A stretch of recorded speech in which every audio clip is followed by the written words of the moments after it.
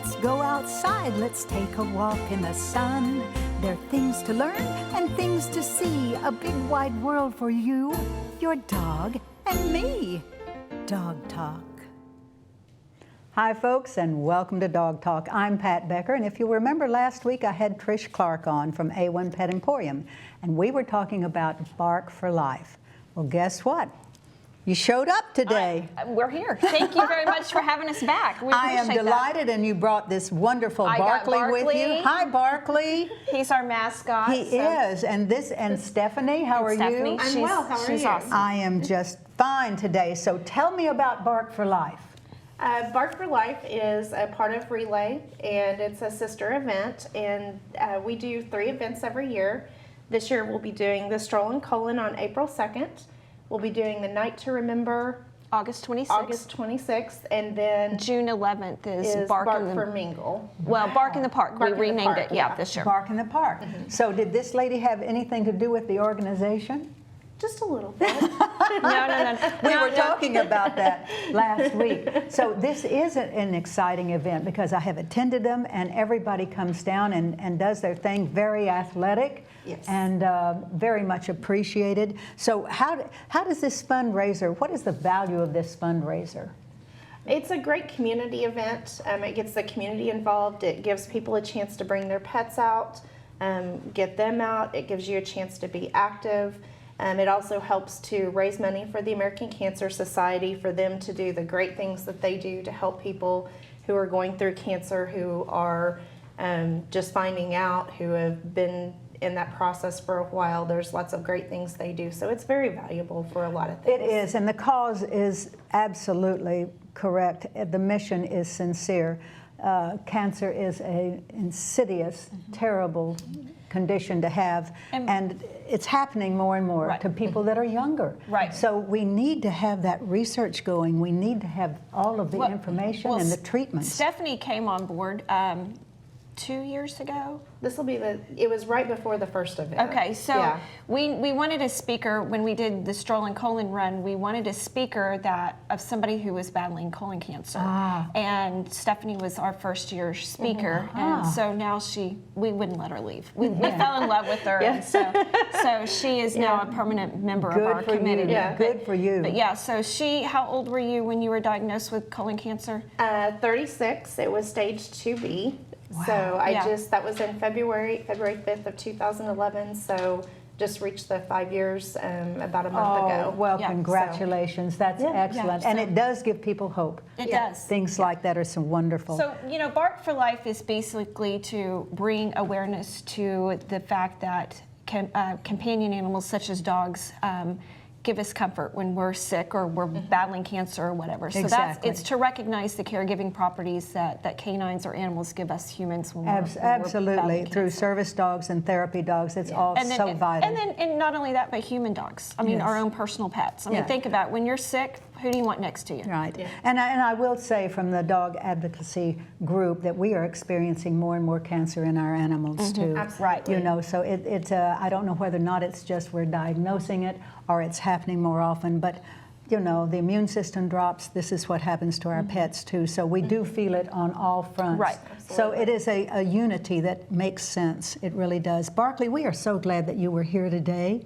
So are you going to jog Barkley around? He'll be out greeting people at our Stroll and Colon There run he goes, on April 2nd. It's going to be at Wheeler Park, which is basically downtown Oklahoma City. The registration and gates open at 4, and the run and walk is about at 6 o'clock. So fantastic. Well, we appreciate you coming on so much, and we will definitely be there cheering everybody on. Perfect. We look forward to it. Thank you again. Thank you, Get Pat. some rest, my dear. And we're going to take a quick break. We'll be right back. Hey, Dog Talk fans, make sure you join the conversation on social media. Just go to facebook.com/dogtalktv. We'd love to hear a story of your furry friend, so send us an email to pat@dogtalktv.com. You could be featured as our Dog of the Week. Now, enjoy the show. We are very sensitive at Dog Talk to all of our viewers' suggestions, because obviously we want to help educate and get through to everybody. Any questions that you have, let us know, because if we don't know, we'll find out. And today we're going to talk about dogs' eyes. I've gotten a lot of letters, a lot of emails, a lot of calls, and people will ask questions about the dog's eyes. Now, we are obviously not veterinarians, so either I refer them to their own veterinarian, or we go to an institution like OSU to find out. So one of the questions that you had, Ted, that I thought was interesting. Well, I wondered about, because this dog has brown eyes. Certainly and it does. feels like a lot of dogs have brown eyes, but they also have like the origin of wolves with blue eyes. So how does that work? Yeah, originally, of course, wolves have yellow eyes. Theirs are yellow. And, I'm thinking of the huskies is probably what I'm thinking of. Huskies can have a blue eye or two. And I think it's a great question. So let's ask an expert. Okay. Dr. Marge Gilmore, how are you? I'm good, thank you. And it is so wonderful coming up here to OSU because we get such vital information from all of you all who are experts in their fields.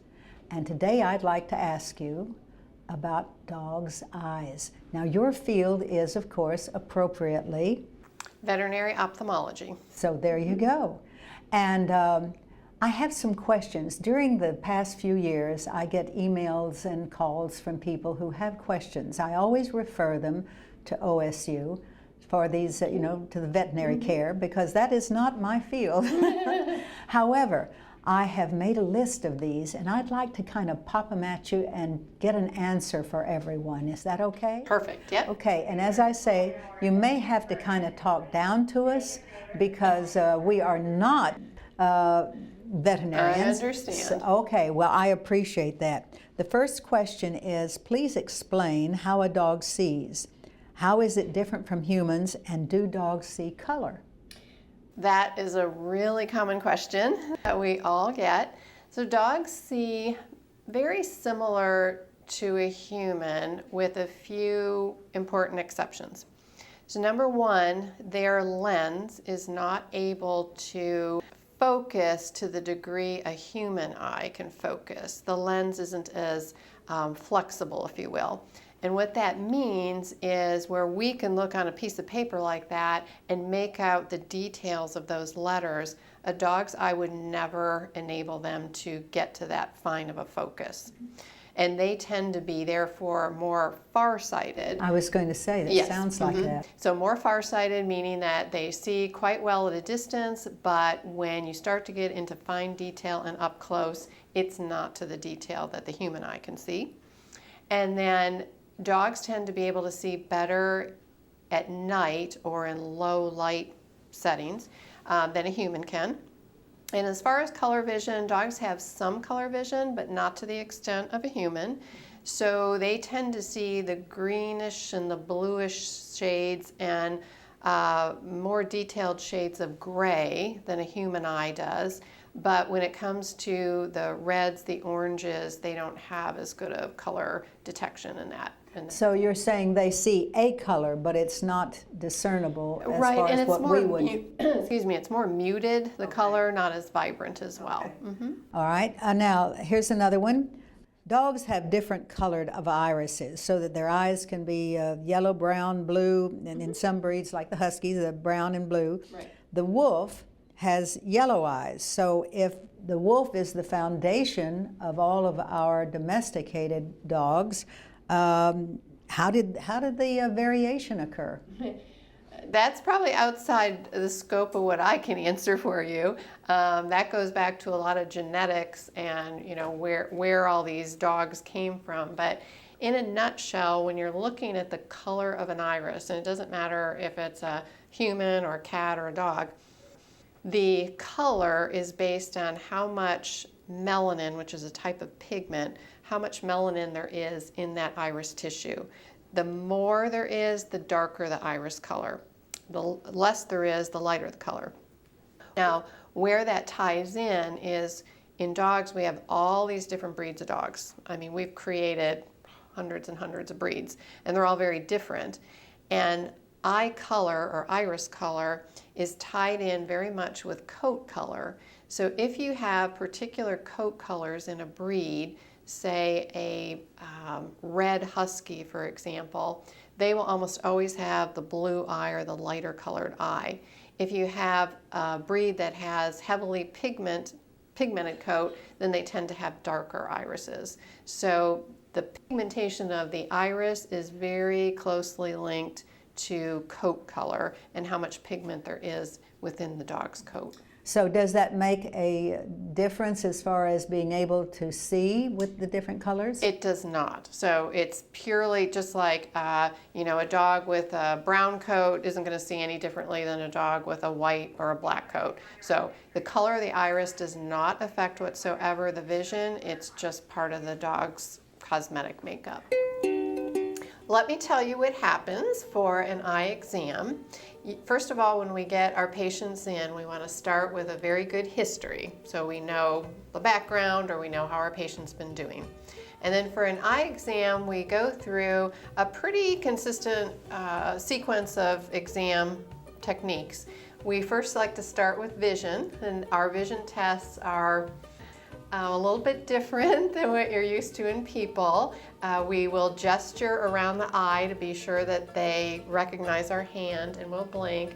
And then actually one test that is very, very good and very simple is we will drop a cotton ball in front of each eye and see if the dog can track the cotton ball, because they don't have sound, they don't have smell, and it's only a visual stimuli. So it's very handy. After that, we'll be sure that their reflexes around their eyes are normal. They can blink normally, their third eyelid moves normally. And then we usually turn the lights out to do the rest of the exam, which is looking at the inside of the eye itself. And for that, we will use a special light that kind of travels through the eye and allows us to look at the clarity of the cornea, the fluid inside the eye, the lens. And once we're done with that section, we'll put on another piece of equipment with a bright light and use a special lens that will image for us the entire retina or the back of the eye. And when we look at that, we're looking for how healthy the retinal blood vessels are. We're looking at the optic nerve to be sure that it's normal and it's healthy. We want to be sure the retina is not detached or there's any signs of degeneration. Now, if a patient comes into us with a specific problem, for example, Zeus, we might need to do special testing. So he had pannus, and for that we are specifically interested in looking at the cornea. So some of the extra tests we might want to do is putting in a green fluorescent stain that we first put on the eye, then we'll rinse it off, and if there's any stain that sticks to the cornea, that will highlight an area where there's an abrasion or the surface of the cornea is not healthy. So that's one important test. Another test we might want to do on a patient would be measuring their tear production. So be sure a dog doesn't have dry eye, that they do have a healthy tear film. And then the last test that we do commonly for eye exams is checking pressure. And most people have had their pressure checked by the puff of air. So we get asked a lot if we use the puff of air on our patients. And I always say, no, we're way too kind. We don't do that. Our way of checking pressure is using an instrument that actually touches the eye, and we put a topical anesthetic on so that the dog can't feel it. And we'll touch the eye either with a tiny little probe, which is one form of instrument, or just a flattened tip. And that will actually, as we touch, measure the pressure inside the eye and give us a reading, which is the glaucoma test.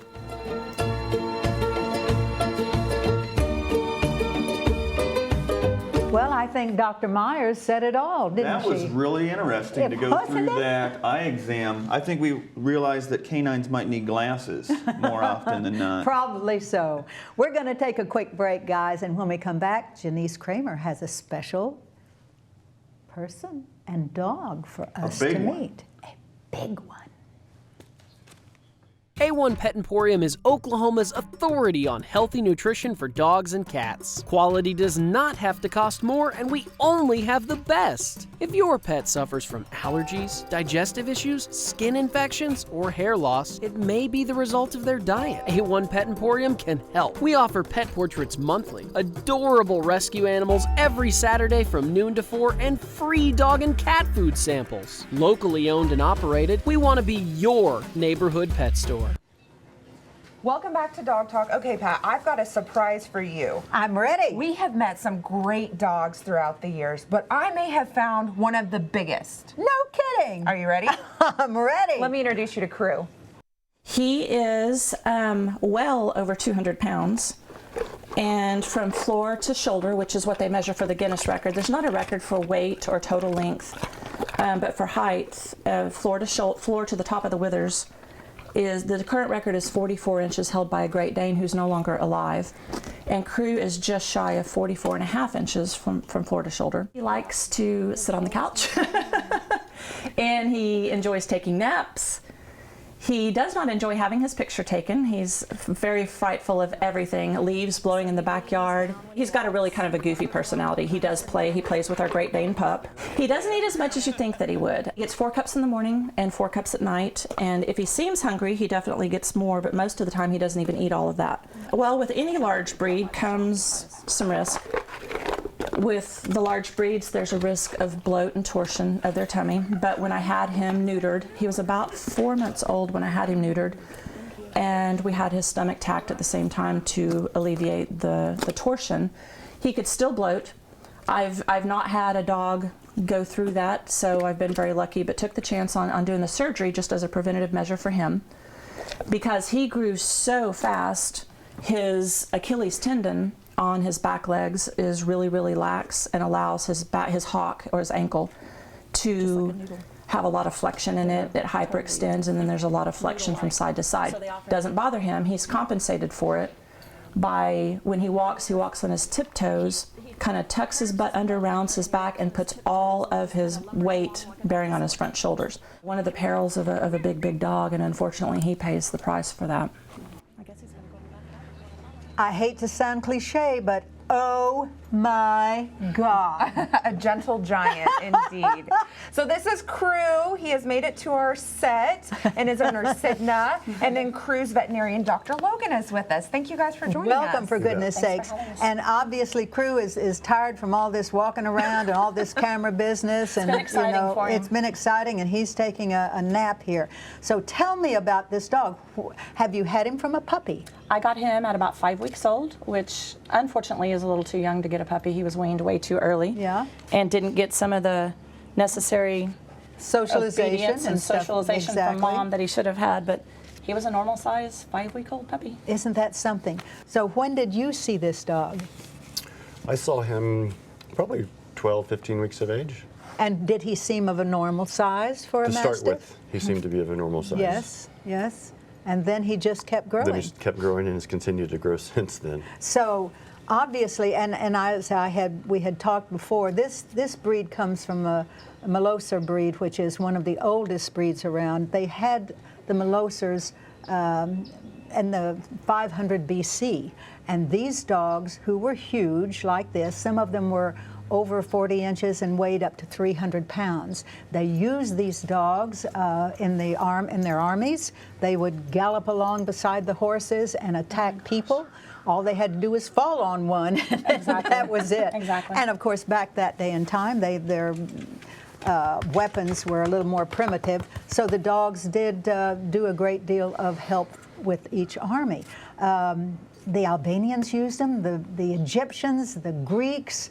It was just amazing. The Romans used these dogs. Interesting. So you're Very saying Krue protective. could be a king? I'm thinking that this dog is in his second life, is Okay. what I'm thinking, because this would have been the size. Now, I will say the legs are a little long to me for this dog. I would almost think that somewhere in his breeding there was a Dane gene in there. Which, of course, Danes came from the Malosers, and this breed was before the Danes. But I would love to see the DNA sample, because I'm thinking that this is what has happened. And the size of his paws are unbelievable. So tell me, how does he? How is his life? What is his life like? He is the king of his own castle, obviously. So he is a king. He's a ginormous couch potato. He doesn't spend a whole lot of energy, but what energy he does spend is going to the food bowl or going outside. He does play with his Great Dane brother, Cade. Strangely enough, he seems to be getting more and more and more active as he's getting older, which is a little bizarre. I don't know if it's a maturity issue. I Well, don't know. you know, and that might be the mind, because anatomically it's going to get tougher on this dog as he Yes. gets older. Yes. So I would bet in his mind, as he is maturing, that he wants those things. He wants to play. He wants to get out there. But it is so interesting to me how something like this happens. And you see it every so often, you know, that something like this. He's a wonderful. See, I could have this dog. I could live with this but dog. you have too many already. I so do. You can't get another. But I have had a Dane. You have this beautiful gray Dane that I just I adore, and I have had Danes before. Never a Mastiff, but the Danes, and the Leonbergers come from here. Newfoundlands come from this breed. Very you know, interesting. it really is interesting. And you know, as a matter of fact, I made a list for you that I think is going to be kind of interesting, and we drew some pictures up. It's amazing how, as I say, the breeds that have come from this, bloodhounds even, you know, it's just incredible how this breed has left its mark on dogs. But let me give you a little bit of ancestry on this, and which is so interesting. The boxers come from this breed. Oh my goodness. And boxers, if you look at their faces, you can see the look. They've got the length of leg, they've got the stability, and boxers, if their ears aren't clipped and their tail isn't clipped, you should see them when they have the long tail and the floppy ears. I like that even better. Rottweilers, it's the same thing. Rotties come from these breeds, and of course, we all know about St. Bernards, and the St. Bernard was one of the first breeds developed from the Molosser, and I'm going to call him a Molosser breed. And now, ever since I have met him, From now on, from he's a now Molosser. on, exactly. He has been dubbed or knighted as a Molosser. Exactly. Burmese mountain dogs, you know, the value of these dogs is unreal, but they have inherited the mindset of these dogs. And these dogs, when they were in the mountains, you know, they developed longer hair so that they could exist in high temperatures, but they were invaluable. Here's another one, Pit Bull Terriers. Oh my gosh. Pit Bull Terriers have the same ancestry as this dog. It's just unreal. I'll give you another one that will amaze you too. Pugs. Wow. The little bitty pugs that you Wow. see, they have the That are ancestry. the size of his head.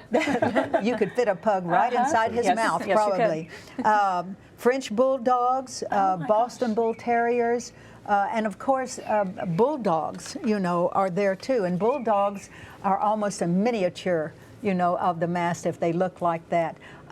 It really is incredible to me. I just love him.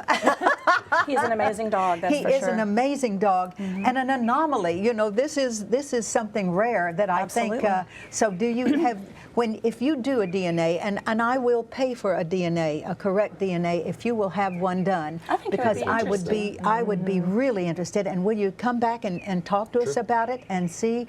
Because if it isn't, then it's got to be a growth hormone or something that has happened here.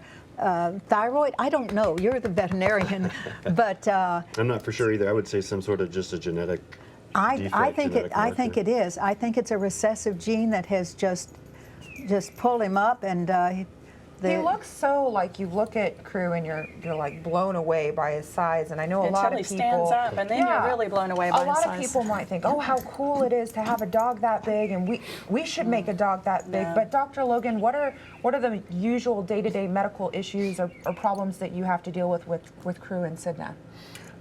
The biggest problems we've had with Krue is his back feet. He carries so much weight, he tends to drag his feet. As he drags his feet, he ends up wearing his toenails down. And he's come in probably Oh my gosh. 4 or 5 times just with huge Yeah, sores. and I would guess that he is not terribly overweight for his, you know, for his No, size he's and not overweight everything. at all for his He's kind of stature. skinny. He's Yeah, putting you on know, weight now, though. yeah, and that of course you have to be careful. So if you were to say to someone, if you want to purchase one of these dogs, tell me exactly, you know, the value of having a Mastiff. Well, I wouldn't want someone to go and intentionally seek out a ginormous dog just for the novelty of it. Right. That's not the right thing to do Right. either. I certainly wish he wasn't this big because he suffers the ultimate price. He's not going to live a nice long life. Exactly. But with the big dogs, Cade is my 6th Great Dane, and Dr. Logan has seen many of my big dogs. And of course, when I got him, he said, "Oh, you needed another big dog, didn't you?" Not knowing what we were going to end up with. But with the big dogs, you get a lot of love and attention. They can show attention, I think, more so than some of the smaller dogs. Well, and I have always loved large dogs too, I will admit it. As I get older, I may go to a little smaller dog, a little easier to handle, you know, and that sort of thing. But that's just hugging them, and like my friend Ted McGuire said, you know, wrestling with them and Yes. on the floor. They're great with kids. They are. So, as I say, if you will, I would like to talk to the breeder too. I would really I have like tried to get in touch with her. She lives in Carnegie. And she was a real estate agent, and I've tried to get in touch with her to see if we could talk about her. And She might really not want to talk about this. I can't, maybe not. I can't get in touch with her. But if I've you do, tried. sincerely, if you do the DNA and do this for me. Do 2 different areas so that you can get a second opinion. I got you. Because sometimes, you know, you can't go with. Sometimes it's a little different with some Certainly, we can do agencies. that. Okay. So do that so we get a correct handle one. all We can handle that. Okay. Okay, and come back and let's talk about it. That'll be Or fun. we'll go to you this time. It'll be interesting. Yeah. Guys, it's been great. Thank you so much, Well, Dr. thanks for Logan. Thank having you. us. Thank you for Appreciate coming it. out and sharing Nice your to meet you, beautiful dogs. Krue. Look at him. He's He's laughing. sweet. I know. He's saying, Pat, I'd like to go for a walk in the park, but it looks like a pretty big park. I'd like to be turned loose so he can go roam on his own is what he Yeah, really well, like. you know, you are welcome to put him in our park because I have a 50-acre park over Oh, my there. goodness. He's ready And to go. he could walk in that and just do what he wanted to do. Guys, take care. We had a great time. We'll see you next week.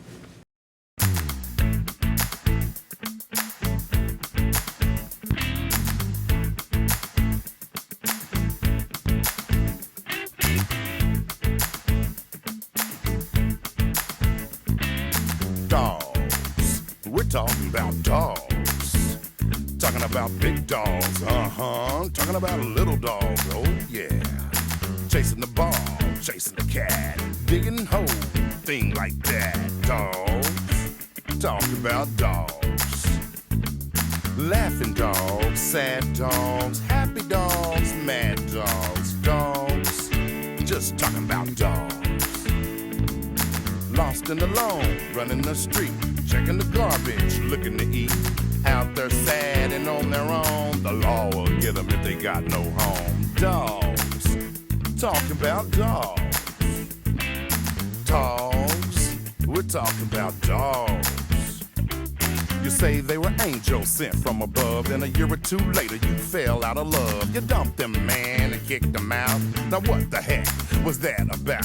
Dogs, we're talking about dogs. Dogs, them poor little dogs. Talking about big dogs, talking about a little dog, oh yeah.